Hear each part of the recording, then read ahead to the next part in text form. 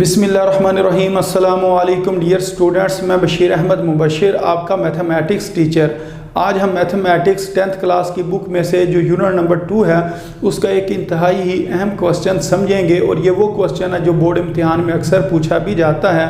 तो ये क्वेश्चन इस जगह पर मैंने लिख दिया। ये कुछ इस तरीके से पूछते हैं कि discuss the nature of roots of quadratic equation.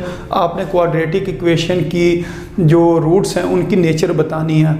तो जिस टाइम हमने नेचर ऑफ रूट वाला क्वेश्चन करना है तो सबसे पहले आपने डिस्क्रिमिनेंट फाइंड करना है। तो डिस्क्रिमिनेंट फाइंड करने का तरीका एक वीडियो लेक्चर में मैंने आपको पहले भी बताया था कि डिस्क्रिमिनेंट होता क्या है कि ये एक फार्मूला है कि बी स्क्वायर माइनस 4ac।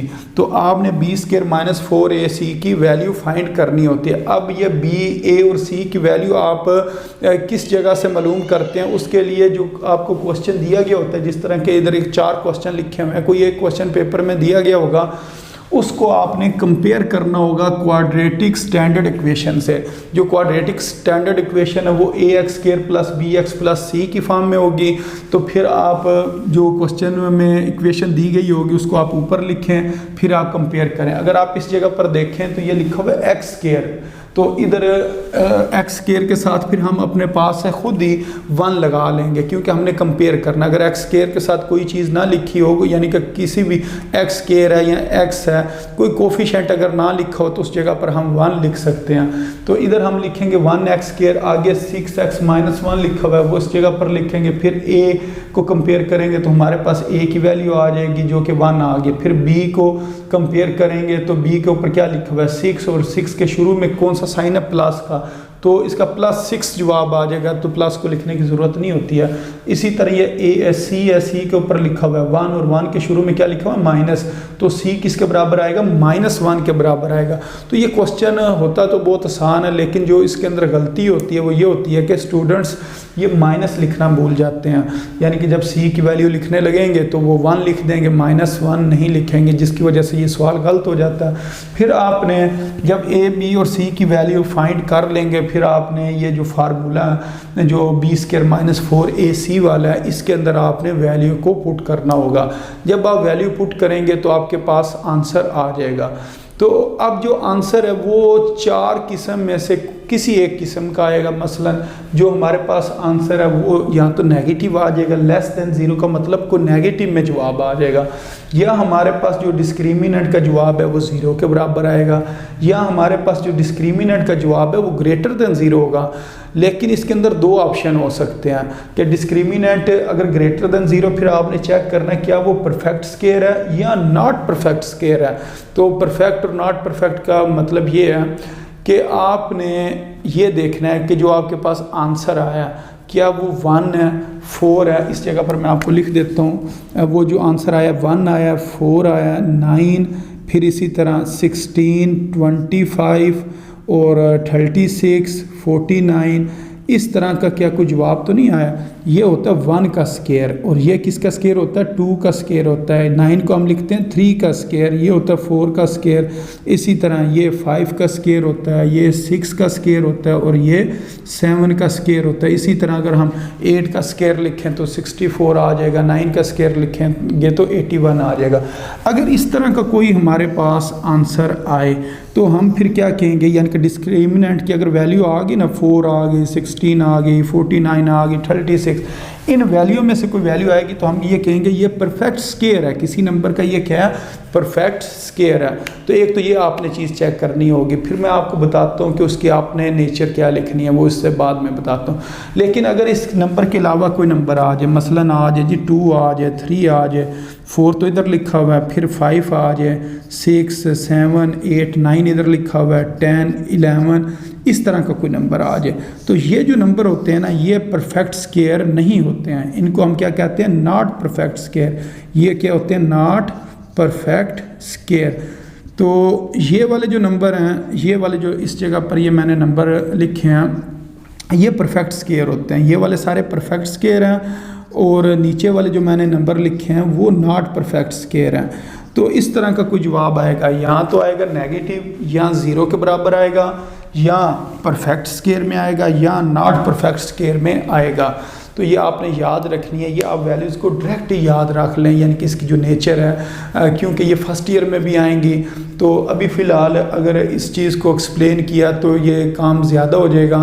तो फ़िलहाल आपने जो चीज़ याद रखनी है, आपको मैं मुख्तसर सा बता भी देता हूँ, लेकिन जो आपने चीज़ याद रखनी है वो ये याद रखनी है, अगर तो जवाब आया नेगेटिव तो फिर आपने याद रखना है इसका जो जवाब है वो क्या होगा, कम्प्लेक्स और अनइक्वल। तो आपने क्या कहना है, roots are complex and unequal.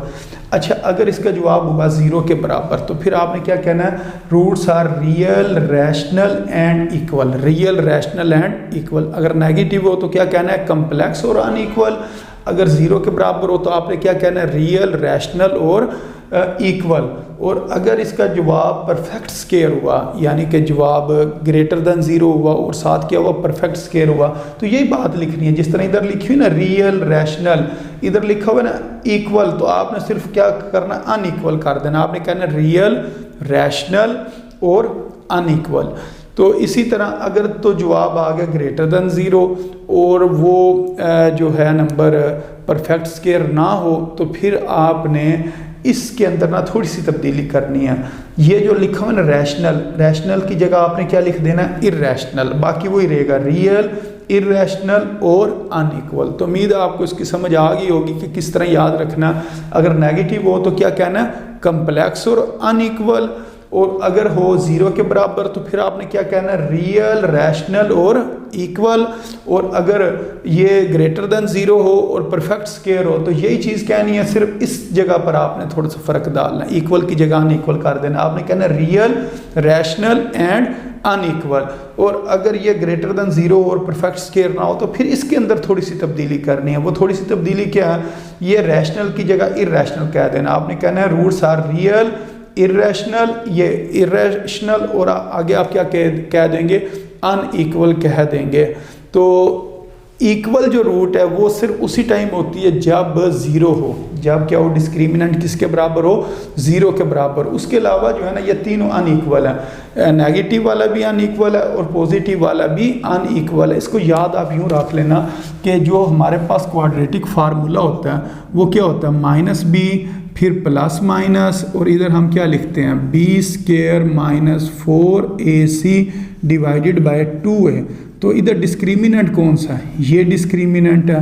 तो अगर तो डिस्क्रिमिनेंट का जवाब क्या आ जाए, 0 के बराबर आ जाए, तो -b प्लस माइनस 0 करें तो कोई फ़र्क नहीं पड़ेगा, यानी कि +0 करें फिर भी आंसर के ऊपर कोई फ़र्क नहीं पड़ेगा। अगर -0 करें फिर भी आंसर के ऊपर कोई फ़र्क नहीं पड़ेगा। तो दोनों सूरतों के अंदर जवाब जो आएगा वो क्या आएगा, इक्वल आएगा। इस वजह से ये हम क्या कहते हैं, इक्वल कहते हैं। इसी तरह अगर इसका कोई जवाब आ जाए, नेगेटिव आ जाए या पॉजिटिव आ जाए, जैसा कि ये नेगेटिव आए या ये दोनों पॉजिटिव में से कोई नंबर आ जाए, तो एक बार प्लस करेंगे और एक बार माइनस करेंगे, तो इससे क्या होगा, जो हमारे रूट्स होंगे वो अनइक्वल हो जाएंगे। तो इसके अंदर भी देखें अनइक्वल लिखा है, इधर भी अनइक्वल लिखा है और इधर भी क्या लिखा हुआ है, अनइक्वल लिखा हुआ है। तो अब आपको ये पता चल गया होगा इक्वल और अनइक्वल इसको क्यों कहते हैं। अच्छा, अब हम ज़रा देख लेते हैं कि इसको हम कम्प्लेक्स क्यों कहते हैं। अगर लेस देन 0 हो तो इसको कम्प्लेक्स क्यों कहते हैं। मसलन इसका अगर जो जवाब लिखा हुआ है -b प्लस माइनस, और इस जगह पर अगर हमारा डिस्क्रिमिनेंट की वैल्यू क्या आ जाए, नेगेटिव आ जाए।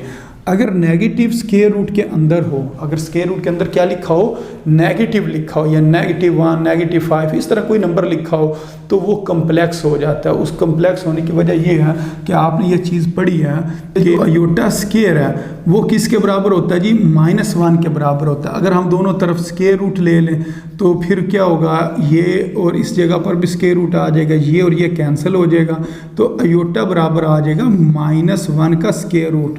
तो अब ये देखें, अगर स्क्वायर रूट के अंदर कोई नेगेटिव के अंदर कोई नंबर आ जाए तो ऐसा नंबर क्या होता है, कम्प्लेक्स नंबर होता है, जिसमें अयोटा है ना, a + b अयोटा की जिस तरह फॉर्म होती है, तो वो नंबर क्या हो जाता है, कम्प्लेक्स नंबर हो जाता है। इस वजह से इसे कहते हैं रूट्स आर कम्प्लेक्स। और अनइक्वल क्यों कहते हैं, क्योंकि एक बार प्लस होना और एक बार माइनस होना। और उसके बाद ये मैंने आपको बता दिया कि अगर 0 हो, इस जगह पर 0 हो तो फिर +0 करें या -0 करें तो आंसर के ऊपर फ़र्क नहीं आता। इस वजह से इसको हम क्या कहते हैं, इक्वल कहते हैं।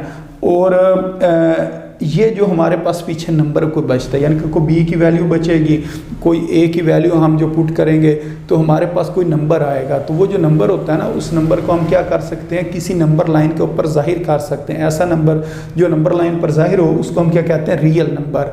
और जो p/q की फॉर्म में लिखा हो, यानी कि एक नंबर ऊपर लिखा हो और एक नंबर नीचे लिखा हो, लेकिन स्क्वायर रूट ना हो, तो वो क्या होता है, रैशनल नंबर होता है। मसलन अगर कोई नंबर इधर से अगर हम कोई लिखें नंबर, इनमें से कोई नंबर लिखें, मसलन 1, 4, 9, 16, 25, 36, 49 से इस जगह पर अगर मैं कोई नंबर लिख दूं, मसलन इस जगह पर मैंने लिख दिया 36, तो 36 का क्या बन जाएगा, 6 बन जाएगा। अब 6 को अगर हम देखें तो ये स्क्वायर रूट इसने, यानी कि 36 ने स्क्वायर रूट ख़त्म कर दिया। अगर स्क्वायर रूट ख़त्म हो जाए और फिर p/q की फॉर्म में क्वेश्चन बने ना, तो या आंसर आ जाए, उसको क्या कहते हैं, रैशनल कहते हैं। ठीक है, ये आपने याद रखना है कि वो स्क्वायर रूट ख़त्म हो गया, स्क्वायर रूट ख़त्म होने की वजह से ये रैशनल बन गया, और इस नंबर को हम अब नंबर लाइन के ऊपर जाहिर कर सकते हैं, ये क्या हो जाएगा, रियल हो जाएगा। और अनइक्वल क्यों होगा, क्योंकि एक बार 6 को आपने ऐड करना और एक बार 6 को आपने सब्ट्रैक्ट या माइनस करना। इसी तरह अगर हम इन नंबरों में से कोई नंबर लिखें, मसलन इस जगह पर हम लिख देते हैं जी 5 लिख देते हैं, तो 36 की जगह पर अगर मैंने 5 लिखा तो अब क्या मसला बनेगा, ये ऐसा नंबर होगा जिसका स्क्वायर रूट मज़ीद हल नहीं होता है। अब आपका आंसर ना स्क्वायर रूट की फॉर्म में आएगा, तो स्क्वायर रूट अगर मज़ीद हल ना हो और स्क्वायर रूट की फॉर्म में आंसर आ जाए तो ऐसा नंबर क्या कहलाता है, इर्रेशनल नंबर कहलाता है। तो आप क्या कहोगे, ये जो हमारे पास रूट्स हैं इसके वो क्या हैं, इर्रेशनल है। और एक बार ये प्लस हो रहा है और एक बार माइनस हो रहा है, इस वजह से ये क्या है, अनइक्वल है। और उसके बाद अगर हम ये देखें, ये नंबर लाइन के ऊपर तो जाहिर हो सकता है, तो इस वजह से हम इसको क्या कहेंगे, लेकिन वो पॉइंट के अंदर जवाब आएगा, तो इस वजह से हम इसको क्या कहेंगे, ये क्या है, रियल नंबर है। तो ऐसा नंबर जो नंबर लाइन पर जाहिर हो उसे हम रियल कहते हैं। और अगर पॉइंट के अंदर जवाब आ जाए, यानी कि स्क्वायर रूट को अगर आप हल करते हो ना, पूरा डिजिट नहीं आता, को पॉइंट में आ जाता है, तो इस वजह से ये क्या होगा, इरेशनल होगा। और स्क्वायर रूट ना ख़त्म होने की वजह से ये इरेशनल होगा। और ये प्लस माइनस के आगे कोई रकम बची हुई है तो उससे जवाब के अंदर फ़र्क आएगा, एक बार ज़्यादा हो जाएगी, एक बार कम हो जाएगी, इस वजह से हम इसे क्या कहेंगे, अनइक्वल कहेंगे। तो उम्मीद आपको इन बातों की समझ आ गई होगी। तो इसका बताने का मकसद यही है कि अब आपको इंशाल्लाह फर्स्ट ईयर के अंदर मसला नहीं बनेगा, क्योंकि ये क्वेश्चन उधर भी आता है, तो फिर वहाँ बच्चे अक्सर ये उन्हें याद नहीं रहते हैं, इन वैल्यूज़ को किस तरह याद रखना। तो ये मैंने आपको ना डिटेल के साथ सारी बात समझा दिया। तो अब हम क्वेश्चन की तरफ आ जाते हैं कि आपने फिर क्या करना है, जब डिस्क्रिमिनेंट के अंदर ए, बी और सी की वैल्यू पुट करनी है। मसलन इधर बी की वैल्यू कितनी थी, 6 थी, ए की वैल्यू कितनी है, 1, इस जगह पर 1 पुट किया, सी की वैल्यू कितनी है, -1, तो इस जगह पर -1 पुट कर दिया। अब 6 का स्क्वायर, 6 के स्क्वायर का मतलब होता है 6 × 6, कि 6 को 2 टाइम्स लिखना। अगर हम 6 को 2 टाइम्स लिखकर मल्टीप्लाई करें तो कितना आ जाता है, 36। तो इधर हमने 36 लिख दिया, ये नहीं करना है 6 की पावर 2 है तो 6 को 2 से मल्टीप्लाई करके 12 जवाब लिख दें, वो गलत हो जाएगा। फिर ये माइनस, ये माइनस, माइनस माइनस प्लस हो गया। अब ये मल्टीप्लाई हो रहे हैं, ये ना हो कि आप कहें जी 4 और 1 5 और -1 जी -4 हो गया, इस तरह नहीं, इसको आपने मल्टीप्लाई करना, minus minus plus, 4 1s are 4 और फिर 4 1s are 4, इस जगह पर 4 आ जाएगा। 36 और प्लस 4 किया, कितना आ गया, 40। अब जो 40 है वो ग्रेटर देन 0 है, यानी कि इसके अंदर आएगा। और साथ क्या है, नॉट परफेक्ट स्क्वायर है। तो अगर ग्रेटर देन 0 हो और परफेक्ट स्क्वायर ना हो तो फिर आपने क्या लिखना होता है, रूट्स आर रियल, इरेशनल और अनइक्वल। तो ये इस जगह पर हमने लिख दिया कि roots are real, irrational and unequal. तो उम्मीद है आपको ये जो पहला क्वेश्चन है इसकी समझ आ गई होगी। जी स्टूडेंट्स, इसके बाद जो इससे नेक्स्ट क्वेश्चन है उसको सॉल्व करते हैं। वो कुछ इस तरीके से लिखा हुआ है x² + 3x + 5, तो उसको हमने एक दफ़ा इधर दोबारा लिख लिया और फिर स्टैंडर्ड क्वाड्रेटिक इक्वेशन से इसको कंपेयर करना। इधर x² का कोई कोफिशिएंट ना लिखा हो तो हम 1 लिख लेते हैं, तो इसका मतलब a किसके बराबर आ गया, 1 के बराबर आ गया। उसके बाद अगर हम देखें x का कोफिशिएंट b है, इधर x का कोफिशिएंट 3 और 3 के शुरू में 3 लिखा हुआ है।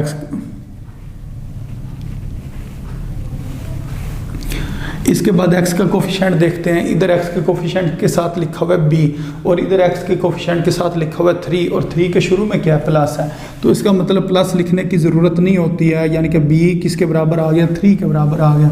तो c के ऊपर लिखा हुआ है 5 और 5 के शुरू में क्या लिखा हुआ है प्लस, तो प्लस लिखने की ज़रूरत नहीं है, तो c किसके बराबर आ जाएगा 5 के बराबर आ जाएगा। अब डिस्क्रिमिनेंट का फार्मूला होता है b square minus 4ac, b के साथ ब्रैकेट लगाई, a के साथ ब्रैकेट लगाई और c के साथ आपने ब्रैकेट लगा लेनी। अब आपने वैल्यूज पुट करनी है, b की जगह पर लिखेंगे 3, तो 3 का स्क्वायर माइनस 4, a की जगह पर a की वैल्यू आ गई 1 और c की वैल्यू कितनी आ गई 5, तो इस जगह पर हमने ये लिख दिया। तो 3 के स्क्वायर का मतलब ये है कि 3 को आपने 2 टाइम्स लिखना है, 3 मल्टीप्लाई 3 और 3 मल्टीप्लाई 3 किसके बराबर होता है 9 के, इधर 9 आ जाएगा और माइनस 4 1 ज़र 4 और 4 को जब आप 5 से मल्टीप्लाई करेंगे कितना आ जाएगा 20। अब इसके अंदर जो बड़ी रकम है वो आप ऊपर लिखें, यानी कि माइनस इसकी इसका साइन है और जो 9 है इसको आप नीचे लिखें। अगर इसके साथ कोई साइन ना हो तो इसका मतलब प्लस है, अगर ये ऑपोजिट साइन हो तो माइनस करते हैं। 20 में से 9 को माइनस करेंगे तो आंसर आ जाएगा 11 और साइन बड़ी रकम का साइन माइनस है तो इस वजह से इधर माइनस आएगा, तो इसका जवाब आ गया -11। अब ये जो -11 है ये लेस देन 0 होता है, तो अगर ये लेस देन 0 हो तो हमें पता है डिस्क्रिमिनेंट अगर लेस देन 0 हो तो फिर हम क्या कहते हैं roots are complex and unequal. तो इधर आपने कह देना कि जो रूट्स हैं रूट्स आर कम्प्लेक्स, ये कम्प्लेक्स हैं, वो मैंने आपको बताया है पहले कि कम्प्लेक्स किस तरह होती हैं, और आगे आपने क्या लिख देना है एंड अनइक्वल, ये कम्प्लेक्स और अनइक्वल है। तो इस तरीके से ये आपने क्वेश्चन जो है ये सॉल्व करना है। तो उम्मीद है आपको इस क्वेश्चन की भी समझ आ गई होगी। जी स्टूडेंट्स, इसके बाद जो इससे नेक्स्ट क्वेश्चन है जो क्वेश्चन नंबर 3 है इसको सॉल्व करते हैं। ये क्या लिखा हुआ है x square plus 8x plus 16, तो इधर X square plus 8x plus 16 is equal to 0 लिखा। अब इसको हमने कंपेयर करना है, इधर एक्स स्क्वायर का कोफिशिएंट a है और इधर कुछ नहीं लिखा हुआ तो इधर हम 1 लिख लेंगे। तो यहाँ से a किसके बराबर आ गया जी 1 के बराबर आ गया। x का कोफिशिएंट b, इधर x का कोफिशिएंट क्या है प्लस 8 है तो खाली 8 लिख लेंगे। इधर c के ऊपर 16 लिखा है और साथ प्लस लिखा हुआ तो सिर्फ हम इधर 16 ही लिख लेंगे। अब ये डिस्क्रिमिनेंट का formula b square minus 4ac, अब इसके साथ b के साथ भी ब्रैकेट लगाई, a के साथ भी और c के साथ भी। अब वैल्यूज पुट कर देते हैं, b की जगह पर लिखेंगे 8 और ऊपर स्क्वायर लिख दिया -4, a की जगह पर लिखा 1 और c की जगह पर लिखा 16। तो 8 का स्क्वायर का मतलब क्या होता है 8 को 2 टाइम्स लिखना है, 8 मल्टीप्लाई 8 मल्टीप्लाई 8 किसके बराबर होता है 64 के। इधर 64 लिखेंगे -4 1 ज़र 4 और 4 को जब 16 से मल्टीप्लाई करेंगे वो भी कितना आ जाएगा 64। तो जब ये दोनों माइनस करेंगे तो आंसर आ जाएगा 0। जब आंसर 0 आ जाए तो फिर हम क्या कहते हैं roots are real, rational and equal. तो इधर हम लिख देंगे रूट्स आर रियल है, नंबर 2 ये रैशनल है और नंबर 3 पे आपने क्या लिख देना है एंड इक्वल। तो हमें पता है अगर डिस्क्रिमिनेंट 0 के बराबर हो तो फिर क्या लिखते हैं इक्वल लिखते हैं, बाकी साथ रियल और रैशनल भी लिख देंगे। तो ये इसकी नेचर है। तो उम्मीद है आपको इस क्वेश्चन की भी समझ आ गई होगी। जी स्टूडेंट्स, अब जो सबसे लास्ट में क्वेश्चन लिखा हुआ है 2x square minus 7x plus 3, इसको सॉल्व करते हैं। तो इधर एक दफ़ा इसको मैंने दोबारा लिख लिया। अब इसको कंपेयर करते हैं। एक्स स्क्वायर का कोफिशिएंट a, इधर एक्स स्क्वायर का कोफिशिएंट कितना 2 है तो इधर हम 2 लिख लेंगे। इधर एक्स का कोफिशिएंट b है, इधर क्या है -7, तो इधर हमने क्या लिखना है -7। माइनस की गलती नहीं करनी है, माइनस लाजमी लिखना है। और c के ऊपर क्या लिखा हुआ है +3, तो इस जगह पर हम क्या लिख लेंगे 3 लिख लेंगे। अब ये डिस्क्रिमिनेंट का फार्मूला होता है b square minus 4ac, b के साथ ब्रैकेट लगाई, a के साथ ब्रैकेट लगाई और c के साथ ब्रैकेट लगा ली। अब वैल्यूज पुट करते हैं। b की जगह पर हम लिखेंगे -7, ऊपर स्क्वायर लिखा होगा तो इधर स्क्वायर लिख लेंगे, फिर लिखेंगे -4, a की जगह पर हमने क्या लिखना है 2 और c की जगह पर हमने क्या लिखना है 3। तो ये इस तरीके से हम ये लिख लेंगे। तो -7 का जब स्क्वायर करेंगे माइनस ख़त्म हो जाएगा।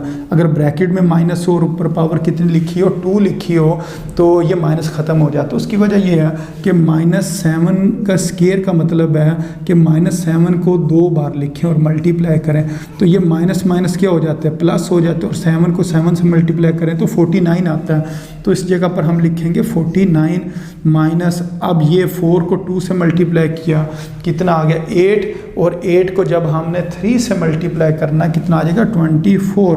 अब 49 में से जब 24 को माइनस करेंगे इधर कितना आ जाएगा 25, और हमें ये पता है 25 जो है वो 5 का स्क्वायर होता है, तो ये एक परफेक्ट स्क्वायर है। तो इधर हम लिख देंगे ये परफेक्ट स्क्वायर है हमारे पास जो आंसर आया। तो अगर परफेक्ट स्क्वायर हो तो फिर हम ये वाली बात लिखते हैं कि रूट्स आर रियल, तो इधर हम लिख देंगे रूट्स आर रियल, के जो रूट्स हैं वो रियल हैं। नंबर 2 रैशनल हैं, और नंबर 3 वो क्या होंगी अनइक्वल होंगी। Roots are real, rational and unequal. तो ये हम बात लिख देंगे जो उन्होंने कहा था कि आपने इसकी नेचर बतानी है। तो इस क्वेश्चन की जो नेचर है, यहाँ क्वाड्रेटिक इक्वेशन के जो नेचर है वो रियल, रैशनल और अनइक्वल है। तो उम्मीद है आपको इन तमाम सवालों की समझ आ गई होगी, और ये भी पता चल गया होगा कि ये जो नेचर ऑफ रूट है इसको किस तरीके से लिखते हैं। तो अपनी दुआओं में याद रखें। अस्सलामु अलैकुम वरहमतुल्लाहि वबरकातुहू।